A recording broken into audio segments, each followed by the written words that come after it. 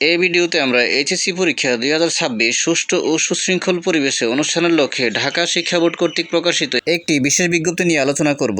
বিজ্ঞপ্তিটি 14/6/2026 খ্রিস্টাব্দ তারিখে প্রকাশিত হয়।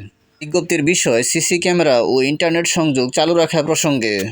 এতে বলা হয় যে উপযুক্ত বিষয়ের প্রেক্ষিতে জানানো যাচ্ছে এইচএসসি পরীক্ষা 2026 সুষ্ঠু ও সুশৃঙ্খল পরিবেশে অনুষ্ঠানের লক্ষ্যে পরীক্ষা কেন্দ্রসমূহের সিসিটিভির ডিবিআর/এনবিআর এর সাথে সার্বক্ষণিক ইন্টারনেট সংযোগ চালু রাখা প্রয়োজন। এই কারণে নিম্নে বর্ণিত তথ্যসমূহ আগামী 21/6/2026 তারিখের মধ্যে ঢাকা বোর্ড কন্ট্রোলার @gmail.com মেইলে প্রেরণের জন্য নির্দেশক্রমে অনুরোধ করা হলো এবং মেইলের সাবজেক্টটি নিম্নের বর্ণনা অনুযায়ী লেখার জন্য অনুরোধ করা হলো।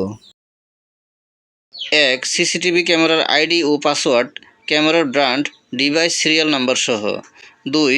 মেইলের সাবজেক্টের নাম সিসিটিভি স্পেস ইন নাম্বার, উদাহরণ সিসিটিভি স্পেস 888888। এখানে নিজ প্রতিষ্ঠানের ইন নাম্বার ব্যবহার করতে হবে। বিষয়টি অতীব জরুরি।